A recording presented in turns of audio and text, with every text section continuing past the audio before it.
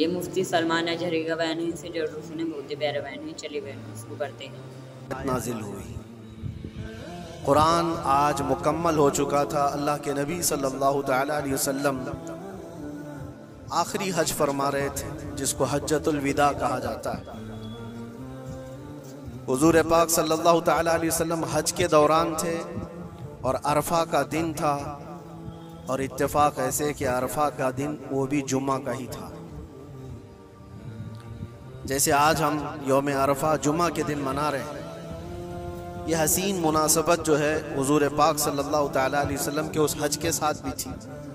हुजूर ने जो हज फरमाया वो अरफा का दिन जुम्मा का था, और यह आयत नाजिल हुई, अल-यौम यइसल्लज़ीना कफ़रू मिन दीनिकुम फला तख़शौहुम वख़शौनी। आज के दिन कुफ़ार और मुशरिकीन काफिर मायूस हो गए, तुम्हारा दीन जो गालिब आने वाला है। अल-यौम अकमलतु लकुम दीनकुम, अल्लाह ताला फरमाते फला तख़शौहुम वख़शौनी, और तुम उनसे न डरो, मुझसे डरो। और आज के दिन मैंने तुम्हारा दीन मुकम्मल कर दिया। व रज़ीतु लकुमुल इस्लाम दीना, और तुम्हें इस्लाम देकर मैं राजी हुआ। इस तरह की बात किसी भी दीनी किताब में पहले की नहीं आई। यहूदियों के बड़े बड़े आलिम ये कहते थे कि अगर ऐसी आयत हमारी किताब में आई होती तो हम उसको ईद का दिन मना लेते, जिसमें अल्लाह ने ये फरमाया हो कि मैंने तुम्हारा दीन कंप्लीट कर दिया, तुम्हारा दीन मुकम्मल हो गया। इसमें कोई चीज़ बाकी नहीं रही इस दीन के अंदर कि कोई और नबी आएगा और उसको कंप्लीट करेगा। पहले आदम अलैहिस्सलाम से लेकर ईसा अलैहिस्सलाम तक जितने भी नबी आए, उनकी शरीयतें उनके ज़माने के लिए ख़ास थी। उनके कुछ उम्मती थे, कुछ इलाके थे, वहाँ तक के लिए उनकी शरीयत थी, उनके कानून थे, उनके लॉ थे। जो किताब तौरात उतरी वो मूसा अलैहिस्सलाम पर, उनका ज़माना ख़ास था। दाऊद अलैहिस्सलाम पर ज़बूर शरीफ, वो भी ज़माना ख़ास था, महदूद लोग थे, सबके ऊपर नहीं थी। ईसा अलैहिस्सलाम पर इंजील उतरी, जिसको बाइबल कहते हैं, ये उनके ज़माने के लिए ख़ास थी, एक इलाके के लिए भी ख़ास रही। जहाँ जहाँ तक वो लोगों का उसका पैगाम पहुँचता रहा, उन लोगों के लिए थी। लेकिन मुहम्मदुर रसूलुल्लाह सल्लल्लाहु तआला अलैहि वसल्लम पर जो कुरान उतरा, नबी भी आखिरी और किताब भी आखिरी। इसके बाद किताब तो क्या, अब कोई आयत भी क़यामत तक नहीं आने वाली, किसी पर कोई आयत नहीं आने वाली। ये किताब मुकम्मल हुई। लेकिन कुरान पाक के उतरने का भी जो अंदाज है, वो डायरेक्ट हुजूर पाक सल्लल्लाहु तआला अलैहि वसल्लम पर पूरी किताब नहीं उतारी गई। तकरीबन 23 साल लगे। कभी एक आयत आती, कभी 2 आयतें, कभी 5 आयतें। मौके के एतबार से हज़रत जिब्राइल अलैहिस्सलाम कुरान की आयतें लेकर उतरते थे और हुजूर पाक सल्लल्लाहु अलैहि वसल्लम को सुनाते थे, जिसको कहते हैं वही उतरना, वही का उतरना। ये कुरान पाक के नाजिल होने का जो प्रोसेस है वो 23 साल लग गए, 23 ईयर्स। और 23 साल के बाद कुरान कंप्लीट हुआ। जब हुजूर पाक सल्लल्लाहु अलैहि वसल्लम की उम्र मुबारका 40 साल की थी, उस वक्त कुरान उतरना शुरू हुआ। जब आपकी उम्र मुबारका 63 साल की हुई तो कुरान कंप्लीट हुआ। और कंप्लीट किस दिन हुआ? यौम अरफा जुमा के दिन, जो आज का दिन था। कुरान मुकम्मल हो गया। और आखिरी आयत ये नाजिल हुई, आखिरी आयत ये थी कि अल्लाह फरमाता है आज के दिन मैंने तुम्हारा दीन मुकम्मल कर दिया और अपनी नेमतें तमाम कर दी और तुम्हें इस्लाम देकर राजी हुआ। एक बड़ी अजीब बात मैं आपको बताऊं, ये अरफा का दिन जो रसूल पाक सल्लल्लाहु अलैहि वसल्लम के हज का था, रिवायत में तकरीबन 1,20,000 के करीब सहाबा हुजूर के साथ हज कर रहे थे। एक बहुत बड़ा मजमा, उस जमाने में 1,20,000 लोगों का जमा होना। हुजूर पाक सल्लल्लाहु तआला अलैहि वसल्लम के साथ हर जगह, हर इलाके के लोग शामिल हुए और सहाबा वहाँ पर मौजूद थे। और हुजूर ने एक दस्तूर अता किया, कानून अता किया, जो आपका आखिरी खुतबा है, वो पूरी दुनिया के लिए मिसाल राह है। हुजूर ने जो अपना आखिरी खुतबा दिया था हज्जतुल विदा का, जिसमें जिंदगी गुजारने के ऐसे उसूल जो इससे पहले किसी ने दिए नहीं थे, वो सब के लिए फिट बैठते हैं आज भी।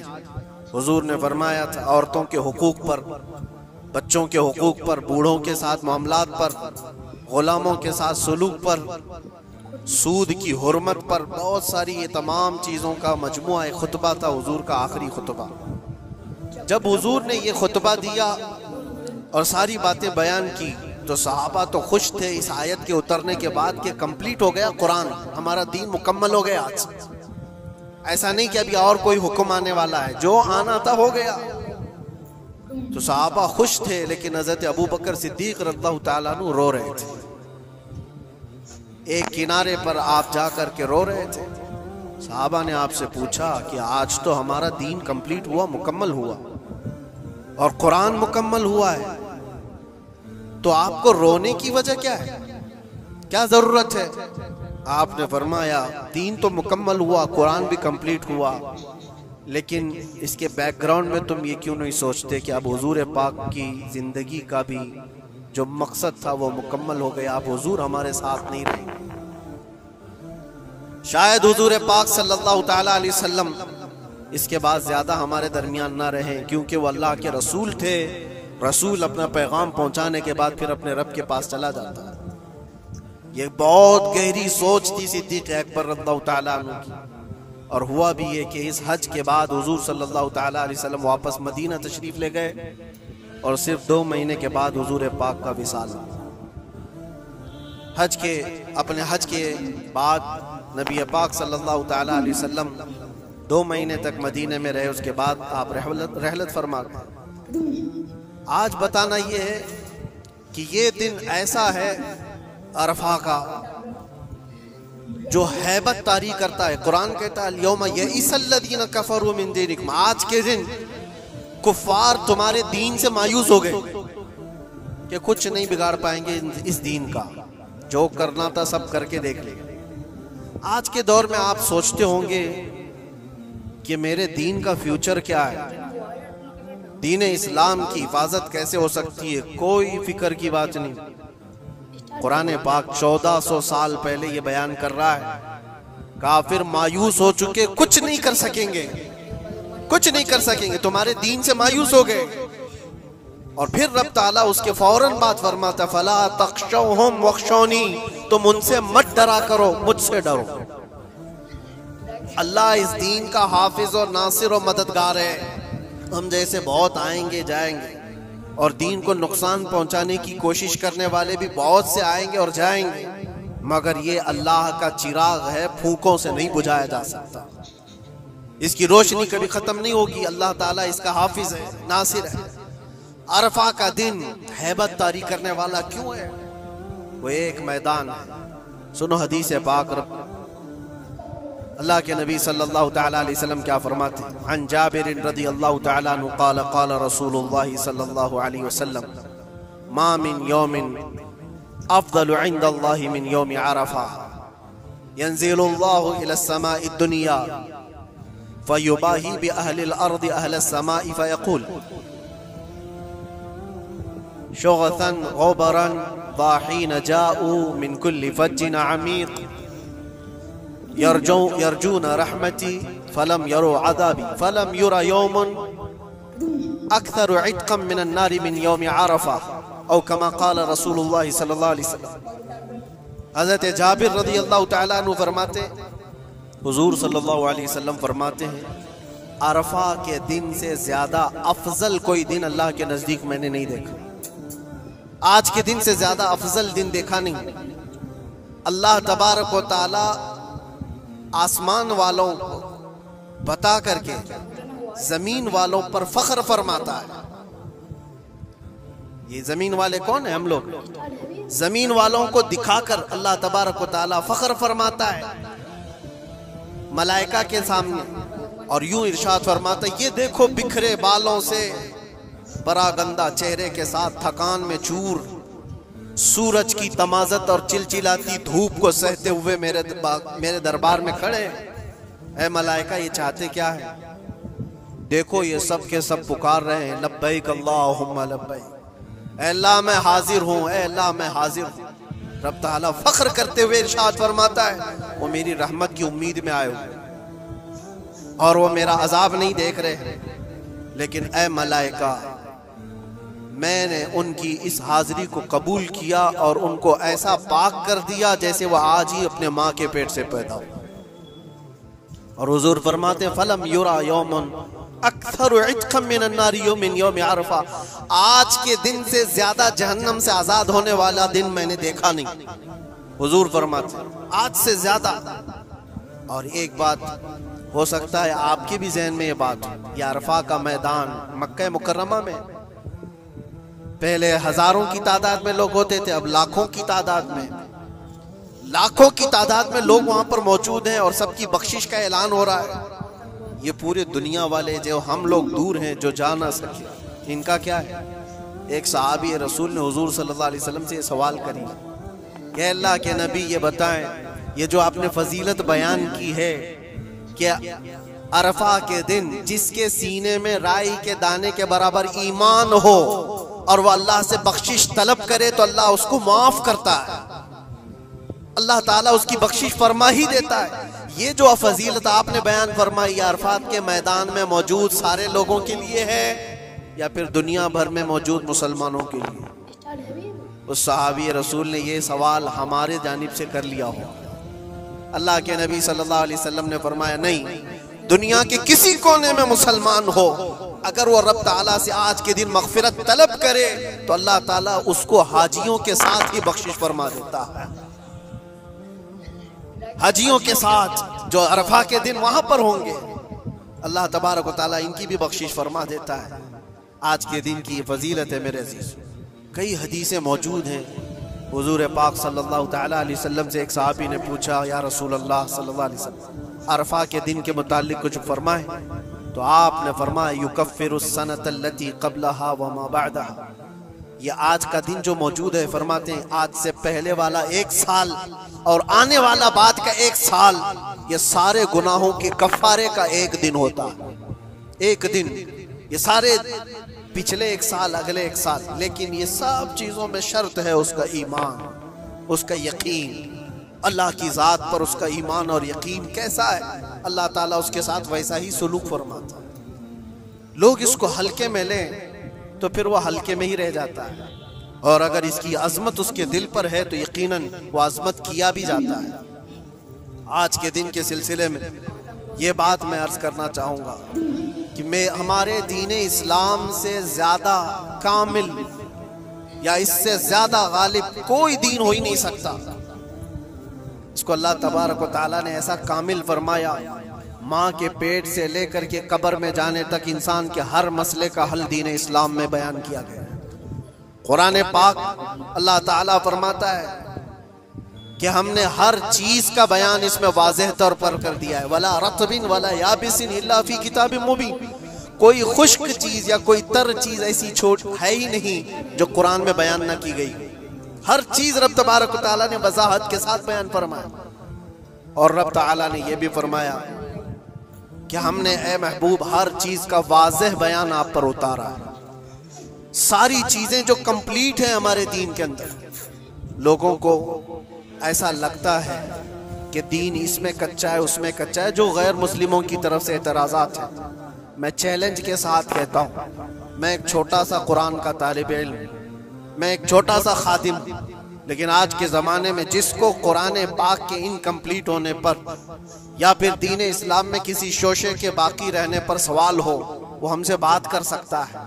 इंशाअल्लाह लज़ीज़ शाफी व वाफी जवाब दिया जा सकता है रब ताला के फज़ल से। इसलिए कि हमें पता है हमारा इल्म कम हो सकता है, लेकिन रब का वादा और रब का फरमान गलत नहीं हो सकता। रब ने जो फरमाया इस दीन को कंप्लीट कर दिया गया तो दीन मुकम्मल है, दीन मुकम्मल है। किसके हुकूक पर बात नहीं किया इस्लाम ने, किसके हुकूक पर?